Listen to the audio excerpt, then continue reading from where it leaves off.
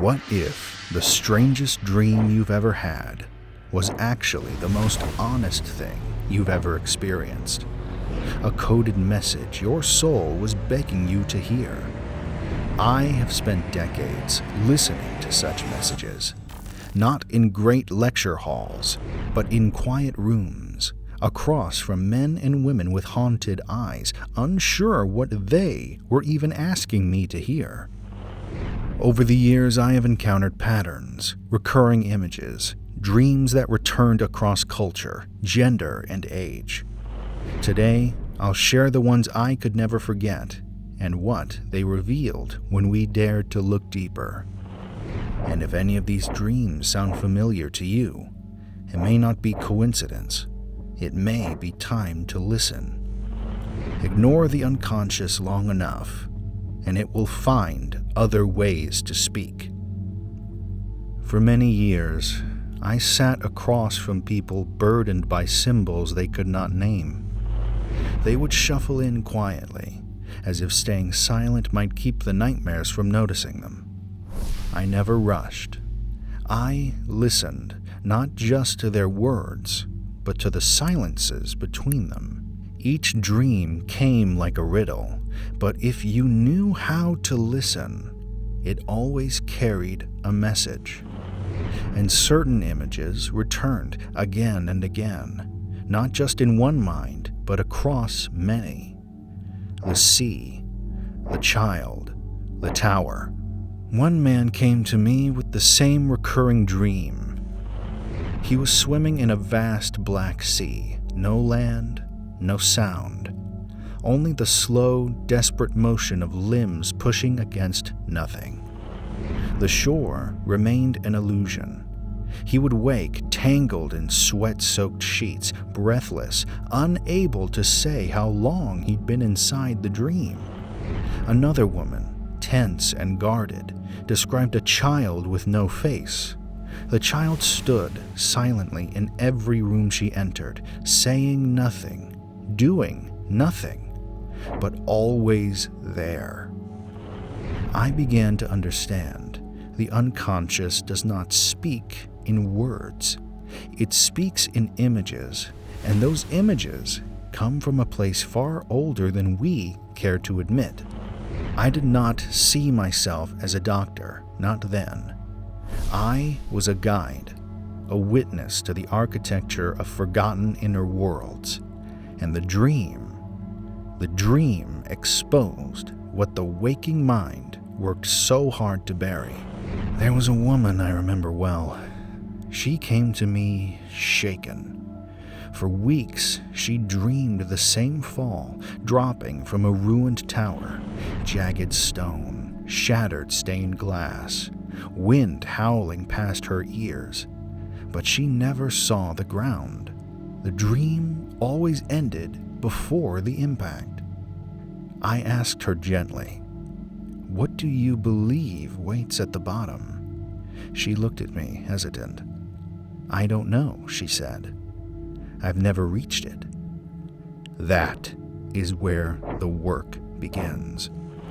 In that space between what we fear to confront and what refuses to remain hidden. The unconscious is not a gentle messenger. It does not knock politely. It drags what is buried into the light, sometimes as nightmares, sometimes as symbols that wake a person in the middle of the night, heart pounding, unable to explain why. But dreams do not always come with thunder. Some arrive like a whisper, subtle, persistent. Less about what haunts us and more about what we pretend to be. I began to notice a pattern.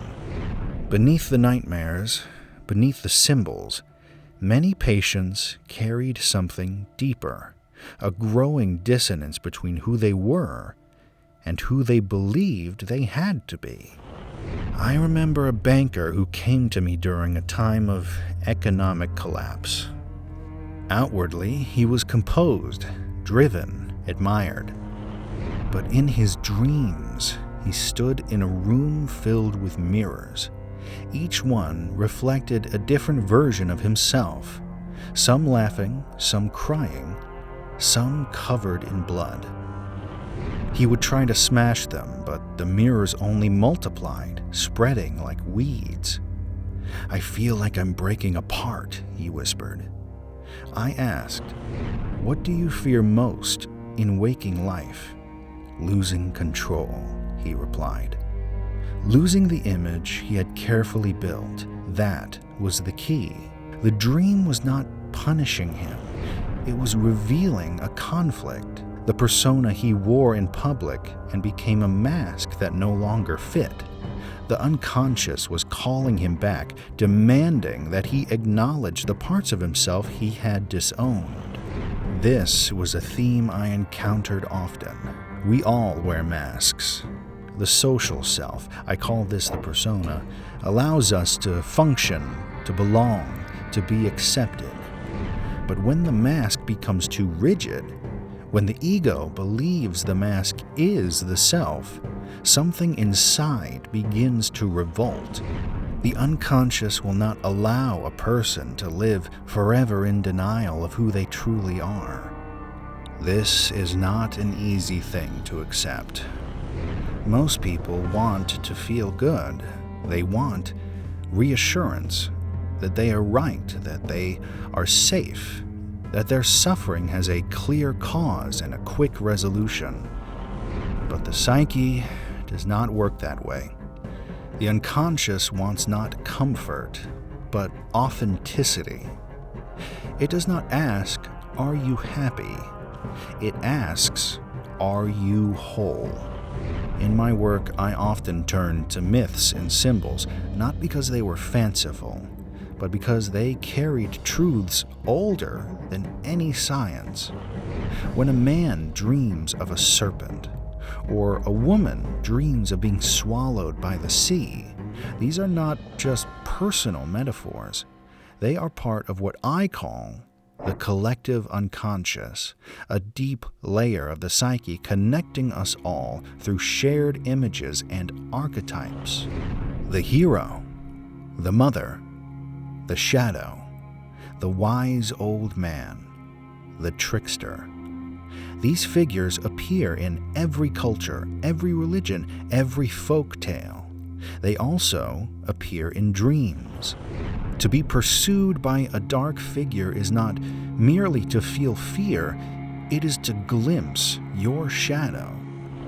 To climb a mountain or cross an ocean is to reenact a journey of transformation that has shaped human consciousness for thousands of years.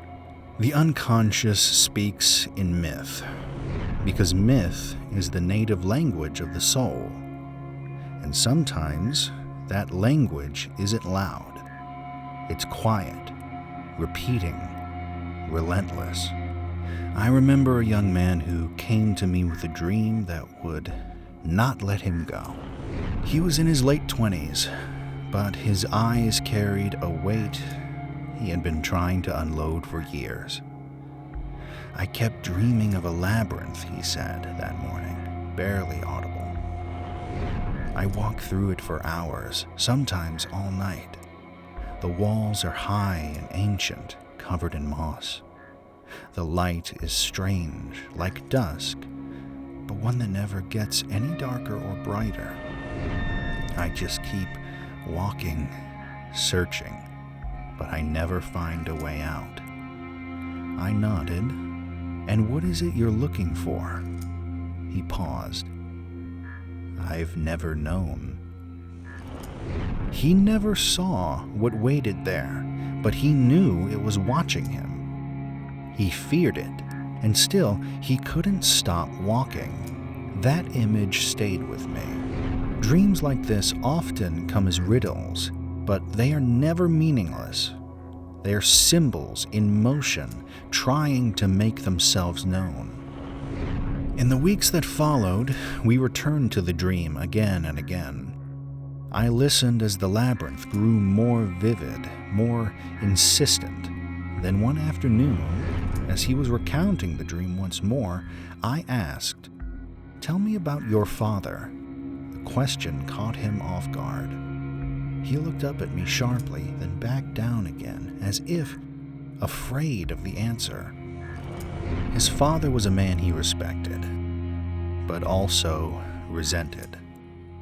A man who had never truly seen him.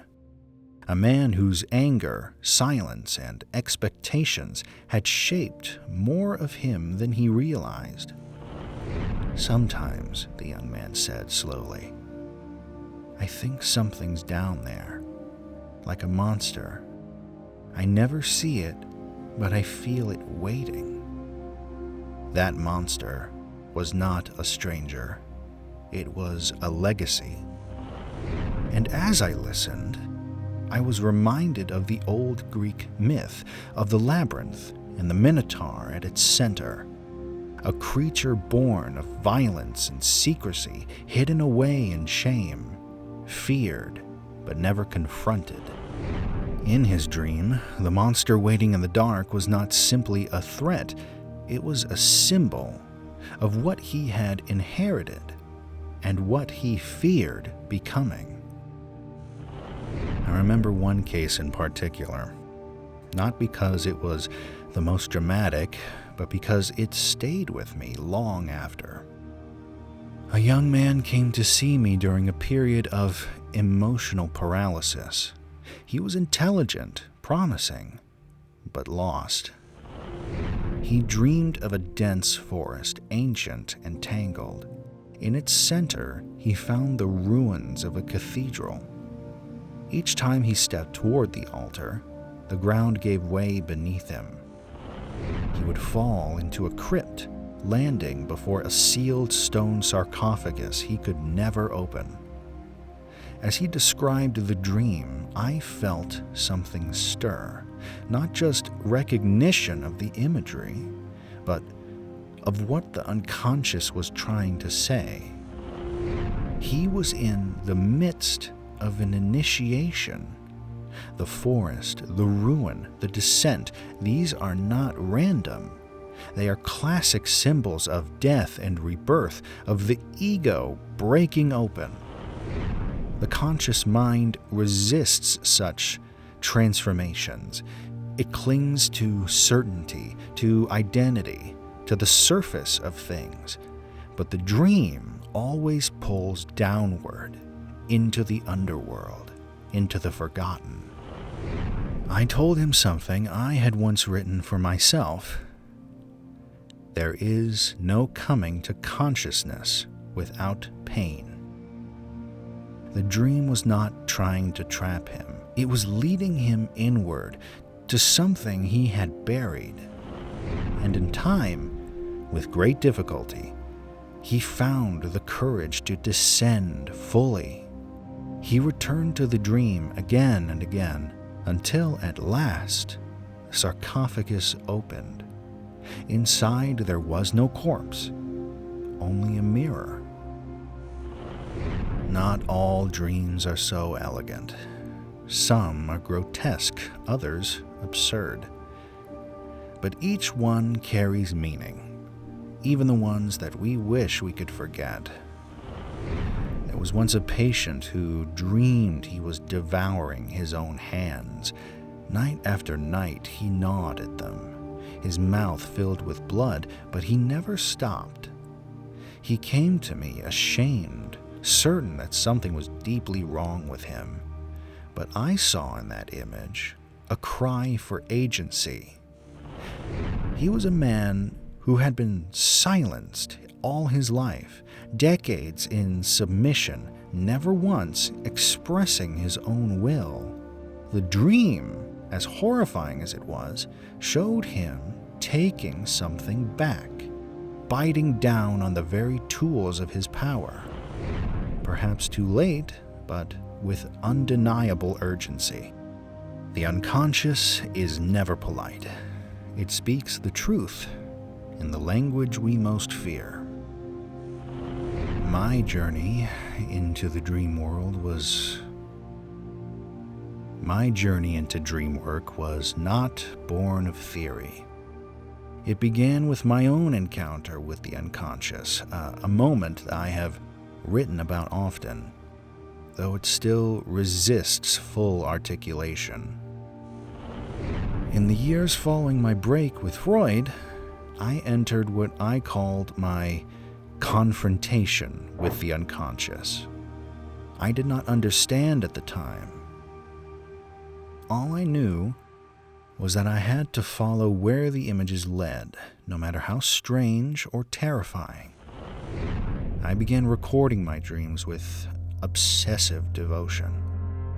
I saw visions of a great flood consuming Europe, of Philemon, the wise old man with wings like a kingfisher, who spoke not as a dream figure, but as a living voice within me. He became my inner guide, a personification of the wisdom I could not reach through reason alone.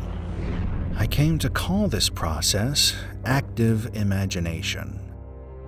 It was not analysis in the usual sense. It was a dialogue with the inner world, one that began not with theory, but with surrender. I let the images unfold. I spoke to them, listened, followed. This was not madness. It was the deepest sanity I had ever known, and it transformed my work. I no longer asked, "What does this dream mean?" as if it were a puzzle to solve. Instead, I asked, "What is this dream asking of you?" Dreams are not riddles. They are tasks, invitations, initiations. They do not offer comfort. They demand honesty.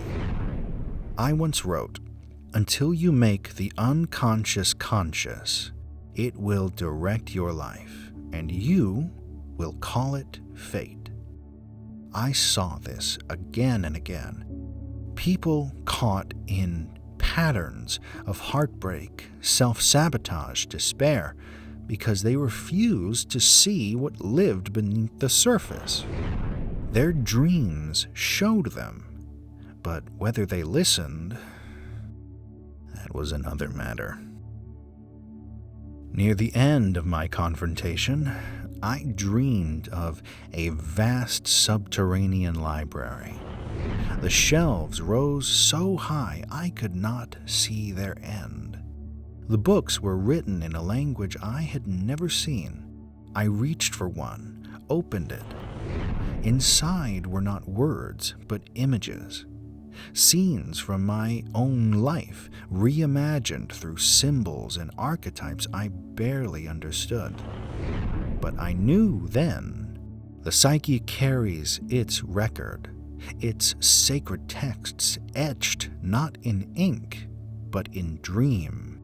From that moment on, I could no longer treat dreams as fragments. They were central portals to what I called the self. I've seen people return to life through dream work. I have seen the grieving find meaning again, the numb awaken.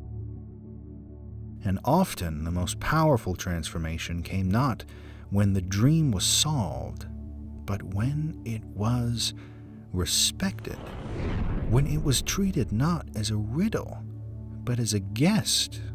Because in the end, that is what the unconscious is, a guest, a long-forgotten part of you, knocking at the door, not to ruin you, not to shame you, but to remind you of something you've always known, that your soul has a story, and it wants to tell it. So when the dreams come, do not run away. Do not turn away. Sit with them. Listen. Let them speak to you, even if their language terrifies you, especially if it does. Because that fear is often the threshold, and beyond it lies not madness, but understanding. I have taken you as far as I can, but your dreams may not be done speaking. So listen, sleep, and when the image returns, don't turn away. Meaning is never far from the mystery.